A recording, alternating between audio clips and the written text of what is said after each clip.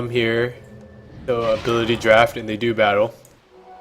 And this is going to be a player spotlight on Marshall Spicy Eggplant Mar. He's going to be playing the Slaradar in ability draft, and I'm just going to go ahead and follow him around the map. Just watch his absolutely incredible game sense, his amazing movement.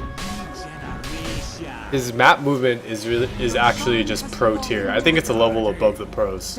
Like right here, he's going to be farming the ancient camp while the dire team takes roast, just knowing that the ancient camp is going to be completely devoid of enemy heroes. And as the enemy team groups up for a push, Marshall's just going to be, or Spicy Eggplant is just going to be split pushing top. Just knowing that he can get the most out of the map, he can get the most.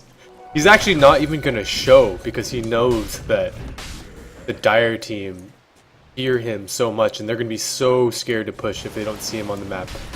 And that was just an incredible bait by Marshall Moore just to delay the push of the dire. And now he's going to sprint into the trees and they think he's still top, but actually he's gone home. He's dropped his teleport skull and now he's he's ready to fight the enemy. And let's see what Marshall. He's got return. He's got Riptide, like absolutely incredible abilities in ability draft. Ensnare, and let's not forget the absolute knocker to his build is going to be duel. And actually, we're going to hop into a fight here because Marshall's going to get a blink duel off. Immediately going to take the Lich ulti to the face, but all his teammates are feeding, and somehow they're able to kill everyone. The Aegis has been popped. And Marshall goes for the blink, but immediately gets decrepified and contributes absolutely nothing to his own team. He's going to get stunned up just as a big fuck you here from this Jakiro Kunkka hybrid. And gets stunned again. And actually, he did absolutely nothing that fight. And yet, he was able to come out on top. And this is why we're in the tier of Dota that we're in right now, because these plays coming from Marshall, they're just so next level. Like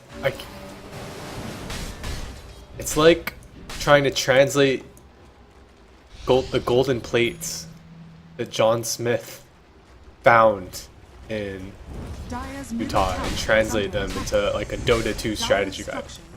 Basically what watching his play is like. I can just sit here in absolute awe of all his play. He's going to blink down here into the trees just knowing that when he doesn't show on the map, he's that much more of a threat to the enemy. He's going to start pushing out this bottom lane, and while his team fights mid, he's just going to keep sprinting. Like a normal Dota player would actually be fighting with his team right now, but Marshall just having the game sense and the absolute mechanical skill to just know that his team is going to come out on top without him and just he's just going to be able to easily take tier 2 and just really maximize how much his team is going to be able to get out of this map. And he's going to continue to split push here, and his team is just being idiots right now, just taking spells for no reason. Well, Marshall, now finally he's going to join the fight and just absolutely absorb the Yule Scepter. Just putting the Yule Scepter, which is incredibly good late game item. He's just going to put that item on cooldown, and it's going to allow him to take middle racks. And Marshall's movement has been absolutely insane this game. Able to efficiently take out both racks on his own. And really, if there's any professional Dota 2 teams watching this, like this guy is he's the new Arteezy. I mean, he's better than Arteezy because he's gonna go ahead and get the blink duel off onto the Centaur.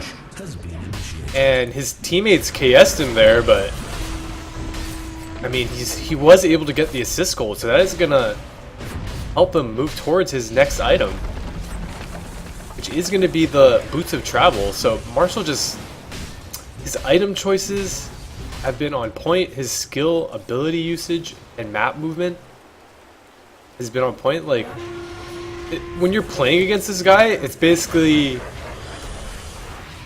like trying to play against the Radiant and a third team, just because his hero just brings five players worth of game impact in one hero.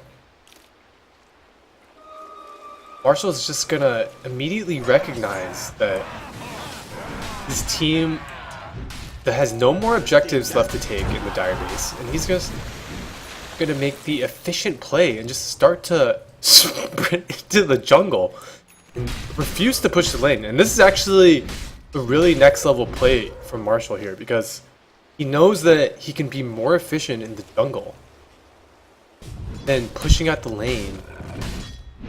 And he knows that if he doesn't show on the map, the team will just be extremely scared. Like, this guy, absolutely incredible play. Watching it is like watching Picasso just paint his next masterpiece. Now he's gonna re-show in lane just as the enemy team starts to push, and he's gonna draw. He's just gonna draw the TP and the TP cancel. So again, his movement is on point. He's gonna engage this Dazzle here, gets the double Echo Saber off, but is gonna get stunned up, and he's surrounded by 3 heroes just taking an incredible amount of damage. And that was so much damage that he just took that it would basically be impossible for his team to lose the fight. So many spells were used on him, and although his team is losing this fight, it's basically their fault because they let their carry die and they didn't maximize the amount of space that he was giving them during the fight. And that's just a huge misplay from the Radiant team. Basically, Marshall's handing his team this entire ability draft game on a silver platter, and they're just not able to unwrap the Big Mac, as it were, and just eat it. Consume the burger. So Marshall is going to have 25 seconds up on the death clock before he can begin to strike fear back into the heart of the Dire. I'm sure he's just biding his time, going over the quick item spell damage calculations that he needs. He's taking in the level of every hero that's currently on the map. He's taking in the ability usage of his allies as well as the ability usage of his enemies, and he's just doing some quick calculus here to determine when he can engage, and he knows that this is not a fight he can take, so he's just gonna sit down here in the fountain, and he has gotten out his TI-83 calculator and has begun to graph the chance that his team will win if he joins the fight and if he does not join the fight. And he's quickly just getting that graph prepared so that he can show his teammates during the post-game screen. So really, really next level stuff. Like, the enemy Dire team, they know that Slardar is back. They know that he's out on the map. He could be farming in the jungle. He could be farming in the enemy jungle. But really, this is just a next level play. He's just going to be sitting here in the fountain, and he's going to let his tier 3 die, but that is just a really, really tactical choice that was revealed to Marshall during the course of these calculations. He's actually going to continue to sit in base and wait and bide and wait for his opportune moment to reveal himself on the map. And finally, he's going to use his boots of travel. Come bottom, he knows he has done the math on this solo kill, and he knows that he'll be able to get it. He's going to blink in, immediately Riptide, and duel the Dazzle, and that's just pure math there, guys. That's basically differential Dota equations that calculation, I was talking to Marshall about this game, that he actually knew that he would kill the Dazzle at 47 minutes, and he told me that he would do that before he picked Slardar. So absolutely incredible game sense. He's going to walk into 2 enemy heroes, just knowing that he'll be able to bait so many spells and so many right clicks from the enemy team, and he has baited the enemy team into this amazing gank. And he knew that if he gave his life, his team would be able to take a better trade in return. And although he died there, he was able to tilt the Pugna so much that the Pugna left the game. So, I mean, the players at my tier, like I'm only about a 5-6k MMR player.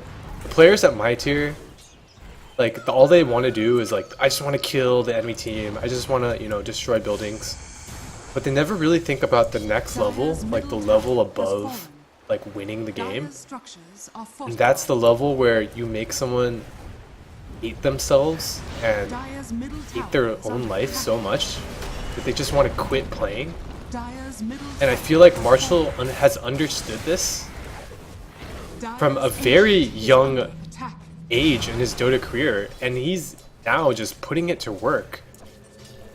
He's just exploiting this strategy, and I mean, this is a very, very new strategy. I mean, this strategy has only come up in the last month or so, and it's an absolutely new meta, and Marshall has gifted it onto the Dota community, and I'm really interested to see which pro teams are going to pick this up.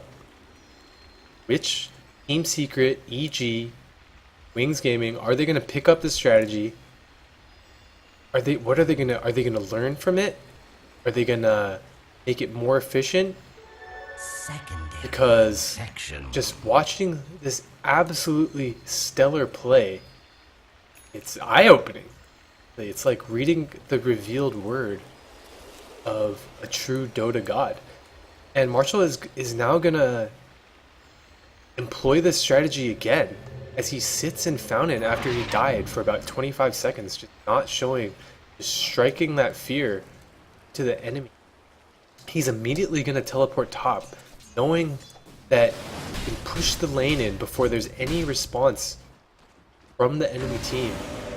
And that is just a quick calculation that he was able to do at the back of an, where he wrote down all the teleport timers every hero on the map and what they could possibly be. And I'm pretty sure Marshall knows, with his incredible game sense, that all the enemy heroes are near the Roche bed. He knows, because of this information, he knows that he can walk around between middle and top and not kill any creeps, and he won't be punished for it. So, really, really, really crazy stuff coming from the Slardar player. He's gonna come mid, and the enemy team has found him. An amazing reaction from him to dodge the ice path with his blink dagger. Like, I blinked, so I almost missed that, but absolutely incredible reaction time, Marshall, to dodge these spells, to bait the spells. Because when you bait the spells, you put them on cooldown and they just can't be used in the next fight. And with all those spells that he was able to bait, he is actually able to kill Pugna again.